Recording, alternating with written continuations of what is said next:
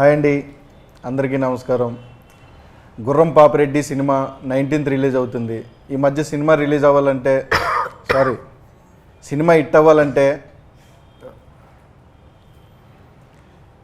అవ్వాలంటే ట్రెండ్ అవ్వాలంటే మీమ్స్ రావాలి. ఆ మీమ్స్ రావాలంటే మీమ్ గాడ్ బ్లెస్సింగ్స్ ఉండాలి. ఆ బ్లెస్సింగ్ తీసుకోవడం కోసమే ఈరోజు మీమ్ గాడ్ దగ్గరికి వచ్చాం. సార్ బ్లెస్ చేయండి సార్. చెప్పండి సార్, మీరు చాలా కథలు వింటూ ఉంటారు కదా సార్. పర్టికులర్లీ గుర్రం పాపిరెడ్డి సినిమాని ఓకే చేయడానికి రీజన్ ఏంటి సార్? గుర్రం పాపిరెడ్డి సినిమాలో నాకు చాలా ఎక్స్క్లూజివ్ క్యారెక్టర్. అంటే ఈ క్యారెక్టర్స్ అన్నిటితో ఆడుకునే క్యారెక్టరు కొంచెం దాన్ని ఏమంటారు మెయిన్ క్యారెక్టర్ లాంటిది ఆల్మోస్ట్. అది దో హీరో హీరోయిన్ వాడు ఉన్న కామెడీ సెటప్ అంతా ఉన్నా కూడా డైరెక్టర్ నాకు స్టోరీ చెప్పినప్పుడు there is something new, there is novelty in this film అని యాక్సెప్ట్ చేద్దాం అనిపించింది. ఊరికి అలా చెప్తున్నాను కానీ సినిమా కూడా చేస్తాం కదా.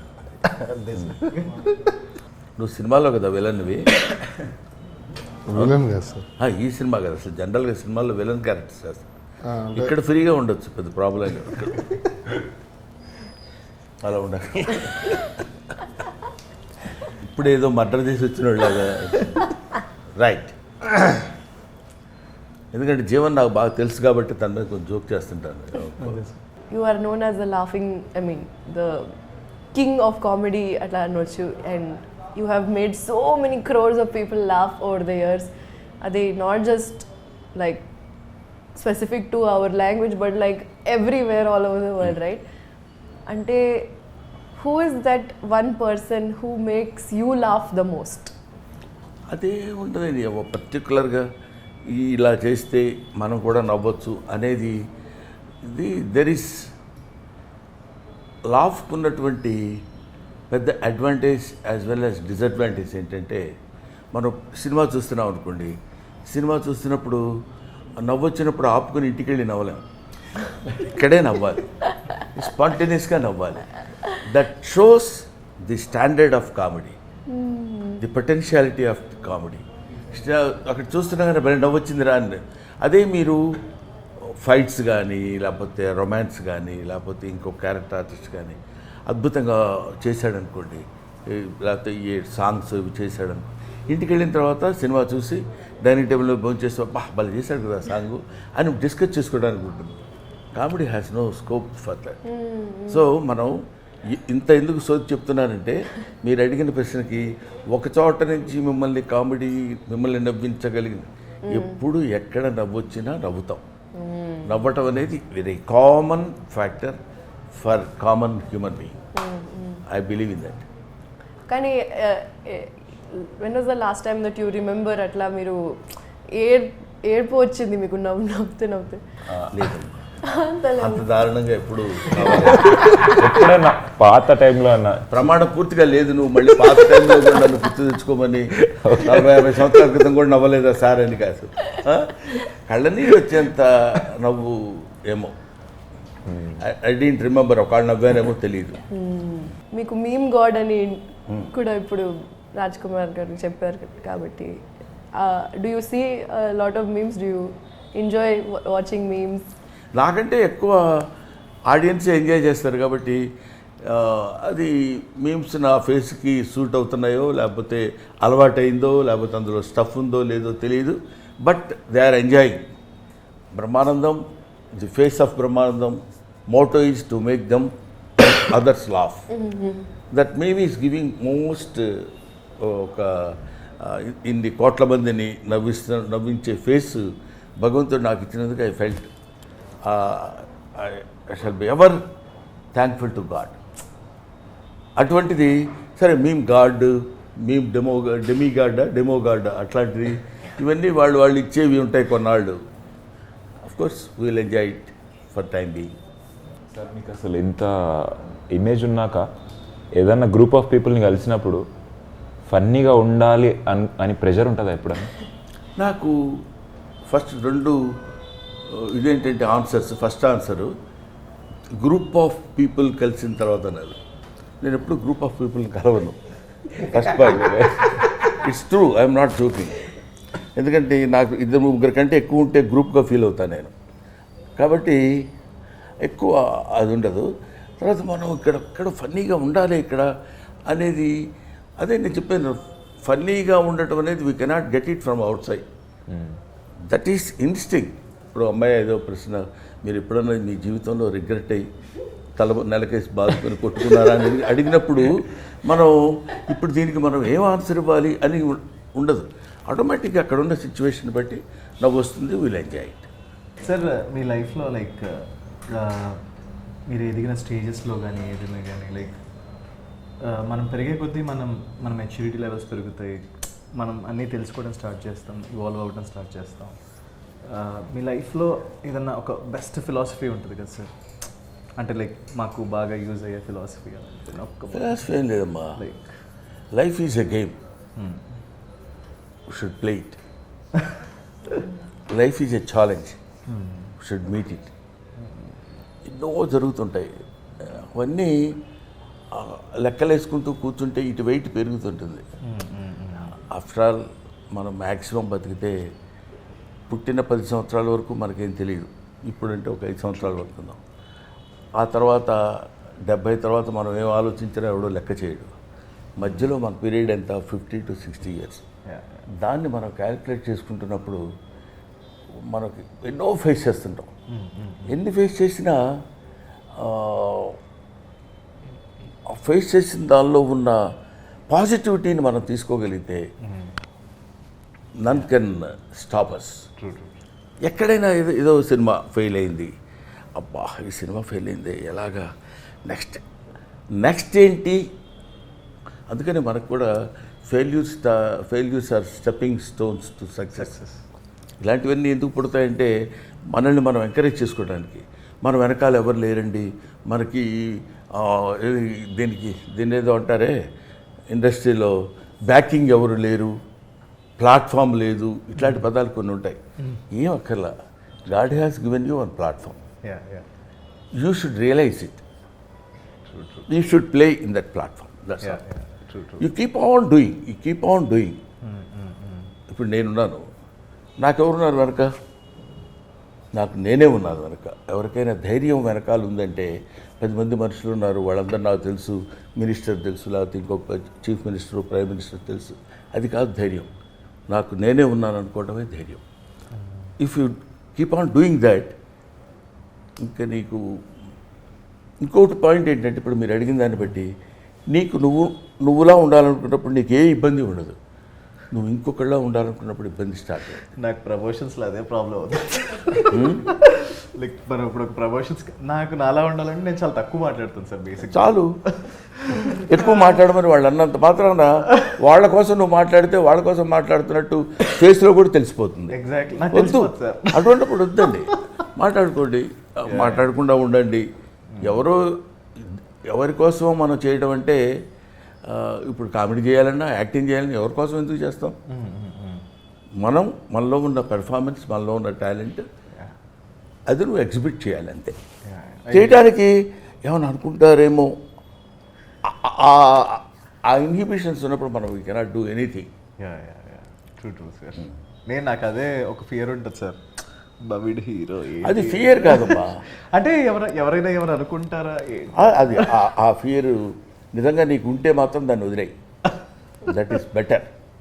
ట్రూ. ఫియర్ అసలు మనం when you are doing a right thing in a right manner, you need not feel fear or shy or something like that.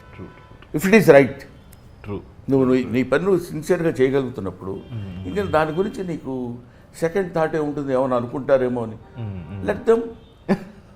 అనుకునేవాళ్ళు ఎలాగ అనుకుంటారు. నా గురించి ఇలా చెడుగా రాశాడండి వాడు అంటాడు. చెడుగా రాయటం ఏంటి? వాడు రాశాడు, ఆ చెడుని నువ్వు నమ్ముతున్నావు అనుకో.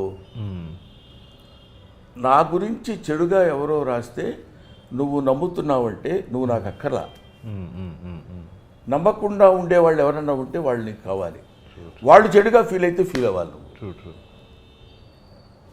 ఆ డివిజన్ నువ్వు చేసుకోగలిగితే దగ్గరికి రాదు బాధ, ఆలోచన, టెన్షన్, షై, ఏమి లేవు. లోపల ఇవన్నీ పెట్టుకుని మనం తిరుగుతున్నప్పుడు కొంచెం అనీజీగా ఉంటుంది. సార్ మీకు లైఫ్లో మీకు ఈ టాలెంట్ ఉంది వేరే వాళ్ళు నవ్వించగలిగేది అని రియలైజ్ అయిన moment or age? Sincerely I'm telling you Vamshi, swear on my profession, నాకు తెలియదు నేను నవ్విస్తానన్న విషయం కూడా నాకు తెలియదు. మైండ్ ఈజ్ ఏ టిపికల్ కాదు, దాన్ని ఏమనాలి, ఒక రేర్ బర్త్ నాది. నా గురించి నేను ఈ ఏజ్లో నేను తెలుసుకుంది. నవ్వించడం కోసం ట్రై చేయటం కానీ ప్రయత్నం చేయటం కానీ, ఓహో నేను బాగా నవ్విస్తానని ఆ రియలైజేషన్ రావడానికి నాకు తెలియదు. బేసిక్గా తెలియదు. చిన్నప్పుడు స్కూల్లో చదువుకుంటాం, ఏదో బ్రహ్మానందం ఉంటే బాగుంటుందా, నవ్వు వస్తుంది అంటారు వాళ్ళు. ఓహోహో అనుకొని మనం నవ్వుకోవడం, మనం మాట్లాడితే వాళ్ళు నవ్వటం. ఆ తర్వాత ఒక ఏజ్ వచ్చిన తర్వాత డిగ్రీ, పోస్ట్ గ్రాడ్యుయేషన్ చదివేటప్పుడు ఓహో మనం జోక్ చేస్తే వీళ్ళు నవ్వుతారనమాట, అంటే మనం మాట్లాడేదాన్ని ఈ జోక్ ఉందన్నమాట అనే రియలైజేషన్ రావడం. ఆ తర్వాత కామన్, ఆ తర్వాత ఏదో అదే క్యారీ అవుట్ అవుతూ. మా mother was a very good, అంటే దాని ఏమంటారు, చాలా ఫన్ మోటివేషన్ ఉన్న. తన మదర్ జీన్స్ వచ్చినాయేమో నాకు అనిపిస్తుంది. ఆవిడ చాలా మాట్లాడేటప్పుడు కానీ ఎవరన్నా చాలా వెటకారం చేస్తూ మాట్లాడుతుంది. అది ఎక్కడన్నా వచ్చిందేమో. నవ్వు రావడం అంటే ఎవరినో ఎగదాడి చేయడమే నవ్వు రావడం, లేకపోతే ఏడ్చేవలేరా నీ ఫేస్ నువ్వు అన్నాడు అనుకో, కొంచెం హర్టింగ్గా అవతల వాడుకున్నా వీళ్ళందరూ నవ్వుతారు. బేసిక్గా నవ్వు ఎంత గొప్పదో అంత ఇబ్బందికరమైన విషయం. మాస్టర్ వస్తారు క్లాస్లో పాఠం చెప్పడానికి. ఆయన వస్తూ కుర్చీలో కూర్చోడానికి, కుర్చీ వెనకాల ఉందని కూర్చోబోదు, గబుక్కున ఎక్కడో కూర్చొని కింద పడ్డాడు అనుకోండి. Students are not suppose to laugh కదా, అందరూ నవ్వుతాం ముందు. ఇమ్మీడియట్ రియాక్షన్ ఏంటంటే నవ్వు, ఇన్స్టెంట్ రియాక్షన్ నవ్వు. అది ఎక్కడి నుంచి వస్తుందంటే ఆయన కింద పడితే మనం నవ్వటం ఏంటి, ఆయనే కాదు ఎవరైనా, ఎవడన్నా బాధపడితే మనం నవ్వటం, ఆనందించడం, ఎంటర్టైన్ అవ్వటం. అదే కదా ఇప్పుడు వస్తున్న మీమ్స్ కానీ, లేకపోతే మన గురించి ఎవడో ఏదో సోషల్ మీడియాలో అలా రాశారండి, ఇలా రాశారండి, రాసుకొనివ్వండి, లెట్ దెమ్. దాని గురించి మీరు ఎందుకు ఫీల్ అవుతున్నారు, why do you take it to heart అనేది నా point. Of course I may be wrong, there is చాలా డిఫరెంట్ పీపుల్ ఉంటే ఉండొచ్చు. అందుకని నవ్వు మనం ఇదిగో మనం ఇది చెయ్యగలం, మనం ఇది చేయలేము అనేదని కాకుండా ఇట్స్ ఎ న్యాచురల్ ఫ్లో. అది నలుగురు రికగ్నైజ్ చేశారన్న తర్వాత అక్కడి నుంచి మనం జాగ్రత్తగా ఉండాలి. ఓహో మనం నవ్విస్తే నవ్వుతున్నారు కాబట్టి విచ్చలవిడితనం కుదరదు, limits. That's your responsibility to put a full stop or calm up that. ఇన్ని ఫిలిమ్స్ చేశారు కదా సార్, ఎప్పుడైనా మీకు డైరెక్షన్ చేయాలి అలాంటి ఇంట్రెస్ట్ వచ్చిందా సార్? లేదు అసలు. ఓకే, ఎందుకంటే that's a different art. Direction mixed with 24 crafts. Artist is only he will come and do some, వాడికి తెలిసిన యాక్టింగ్ ఏదో ఉంటే అక్కడ చేసి బాగా చేస్తే ఓకే అని, లేకపోతే 4 తిట్లు తిని వెళ్ళిపోవడం వరకు ఓకే. కానీ డైరెక్షన్ అలా కాదు కదా sir. Direction it's got its own ఒక వ్యాస్ట్ సబ్జెక్ట్ అది. అది అనుకుని చేయడం వేరు. మన డైరెక్షన్ ఒక కోడైటర్ మంచి బెడ్రూమ్ పెట్టుకుని యాక్షన్ సౌండ్ కట్ అని చెప్పేయడం యాక్టింగ్ డైరెక్షన్ అనుకుంటే అనుకునేవాడు చేయొచ్చేమో. మన కథ విన్నప్పుడు ఎలా అనిపించింది సార్ మీకు? పేరు గమ్మత్తుగా ఉంది, గుర్రం పాపిరెడ్డి అని. అంటే కొత్తగా ఉంది, ఇదేదో కొంచెం వినటానికి ఏదో దాన్ని ఏమంటారు, క్యూరియాసిటీ ఉంది ఏంటిది అని. ఆ తర్వాత అతను చెప్పిన స్టోరీలు, చెప్పిన పాయింట్స్ అవి చూస్తుంటే, తర్వాత డైరెక్టర్ ఈ సినిమాకి పర్టికులర్లీ డీల్ చేసిన విధానం నాకు బాగా నచ్చింది. చెప్పినప్పుడు స్టోరీ బాగుంది, డైరెక్టర్ డీల్ చేసిన విధానం కూడా బాగుంటుంది అనే నమ్మకంతో నేను యాక్సెప్ట్ చేశాను. ముందు అసలు ఇయర్కి ఏదో కొత్త శబ్దం వినపడింది అన్న ఫీల్ వచ్చింది. ఓకే, మామూలుగా ఇప్పుడు గేదెల పాపిరెడ్డు ఇంకోటో ఎవరికి ఇష్టం వచ్చింది వాడు చెప్తారని. ఇప్పుడు నాకు తెలిసినంతవరకు నా ఎక్స్పీరియన్స్లో కొంతమంది ఏం చెప్తారంటే, నా అనుభవంలో చెప్తున్నాను అని మొదలు పెడతాడు, మొహం పెద్ద గంభీరంగా పెట్టి, వీడి అనుభవం ఎవరికి కావాలి, అది ఎదుటివాడిని ఎంటర్టైన్ చేసిందా లేదా, సింపుల్ లాజిక్. అంతే సార్. అది మనకి ఉన్నప్పుడు ఆటోమేటిక్గా మన వాళ్ళు దాన్ని ఏమంటారు, వాడు ఎవరు ఏంటి. చాలామంది ఏమన్నారు తెలుసా, ఎవరండి అన్ని న్యూ ఫేస్లు అంటే పాత ఫేస్లు కావాలా, వాళ్ళైతే చాలా గొప్పగా చేస్తారా, న్యూ ఫేసెస్లో యాక్టింగ్ ఉండదా, ఈ పాత ఫేస్ ఎప్పుడు న్యూ ఫేస్ కాదా. అది సింపుల్ లాజిక్ అండి అది. అదేం పెద్ద మేధావితనం అక్కడ ఆలోచించుకోవడానికి. బ్రహ్మానందం గ్రేట్ కమెడియన్, మేమ్ గాడ్ అన్నారు. Brahmanandam was a upcoming comedian 40 years back. అంతే కదా, నువ్వు కొన్ని లక్షల మెట్లు ఎక్కాలన్నా మొదటి మెట్టు ఎక్కాలి కదా. ఆ మొదటి మెట్టు ఎక్కువ వాడిని పట్టుకుని అందులో ఏముంది అసలు, ఎంత డెప్త్ ఉందని ఇటు చూస్తాడు. అక్కడ ఏముంటుంది డెప్త్, మనం చెప్పేదాన్ని బట్టి, మనం తీసేదాన్ని బట్టి, మనం ఇచ్చే ఆలోచన బట్టి. ముందు ముఖ్యంగా ఇక్కడ కావాల్సింది ఏంటంటే తన మీద తన నమ్మకం. ఇందాక నేను చెప్పింది ఆ నమ్మకం ఉన్నప్పుడు వెళ్ళిపోవడమే ఎంతవరకు అనేది. అది నాకు గుర్రం పాపిరెడ్డి సినిమాలో డైరెక్టర్ మురళీ మనోహర్ రెడ్డి చేసింది మాత్రం నిజంగా అప్రిషియేట్ చేసే విధంగా ఉంది. కష్టపడ్డాడు. సినిమా స్టార్టింగ్ నుంచి మా అందరికీ పడట్లేదు సార్ ఒకరికొకరు. బేసిక్గా డైరెక్టర్ కథ చెప్పినప్పుడు అయితే కథ అంతా మీరే హీరో అండి అని చెప్పారండి. ఈయనకి చెప్పినప్పుడు అదే చెప్పారంట, ఆయనకి చెప్పినప్పుడు అదే చెప్పారు, అందరికీ అదే చెప్పారు సార్. ఆయన హీరోయిన్ చెప్పుంటారు, హీరోయిన్ అని ఉంటారు. సౌదామిని ఆ హీరోయిన్ సార్. అదే కథ మీ అందరు ఎవరికి చెప్తే వాళ్ళకి హీరో అన్నారండి సార్. మీరు ట్రైలర్ టీజర్ చూసారు కదా సార్, మీకు ఎవరనిపించారు సార్? ఇప్పుడు ఇందులో మనం బేసిక్గా 2 మెట్లు ఎక్కువ ఆలోచించాలి కదా సార్. చెప్పండి. ఏంటంటే హీరో అంటే గొప్పోడని, కమెడియన్ అంటే తక్కువడని, క్యారెక్టర్ ఆర్టిస్ట్ అంటే ఒక మాదిరి అని, విలన్ అంటే 80% అని, ఈ లెక్కలు వేసుకోవడం మనం పెట్టుకున్న పేర్లు తప్ప. Artist is one, artist are so many. గుర్తుపెట్టుకోండి. అది కామెడీ కావచ్చు, ఇంకోటి కావచ్చు. అతనేంటంటే మీ క్యారెక్టర్ మంచిదండి, మీరు చాలా బేసిక్గా చాలా బాగుంటుంది, మీరే మెయిన్ క్యారెక్టర్, మీరే డ్రైవ్ చేస్తారు అని తన ఉద్దేశంలో ఉన్న పాయింట్ మనకు చెప్పవచ్చు. ఇప్పుడు నువ్వు హీరో అయిపోదాం, నేను కూడా హీరో అయిపోదాం అనుకుంటే ఎట్లా? అంతే సార్. ఎలుకే ఏనుగే కదా, సింపుల్ లాజిక్. ఎలుక చూసి నాకు ఈ పర్సనాలిటీ అది ఇస్తే ఉండేవాడిని అనుకోవటం. అందుకని మీరే హీరో అని చెప్పినప్పుడు అది అనుకోవడానికి లేదు. హీరో అంటే that is his job, he is doing that. Heroine that is her job, she is doing that. Comedian మన జాబ్, మనకిచ్చిన వర్క్ మనం చేసిన దానిలో ఎంత పర్సంటేజ్ నువ్వు కరెక్ట్గా how much attention you are paying towards your justification of your character అనే దానిలో మనం నిలబడాలి. విన్నారు కదా, నేనే హీరో. అంతే సార్. ఓహో, అదే చెప్పడానికి ఎంత నుంచి మరి చెప్తే ఇంతసేపు అనేవాడిని కాదు కదా, నువ్వే హీరో, వీళ్ళందరూ అట్లా ఫీల్ అవుతున్నారు కానీ అని. ఇప్పుడు మాకు 5 రోజులు ఉన్నాయి సార్ రిలీజ్కి. మనకి ఈ 5 రోజుల్లో ఇప్పుడు ఎలా అయిపోయిందంటే ఇంకా మార్కెట్ చేస్తూనే ఉండాలి ఏదో ఒక ఐడియాస్. ఇక్కడ బేసిక్గా ఏదో ఐడియాస్, ఏదో మార్కెట్ చేయాలి. ఈ కాంపిటీషన్ ఎక్కువైపోయింది వంశీ, తప్పట్లేదు. ఈ కాంపిటేటివ్ వరల్డ్లో ఒకడిని మించి ఒకడు చేయాలి.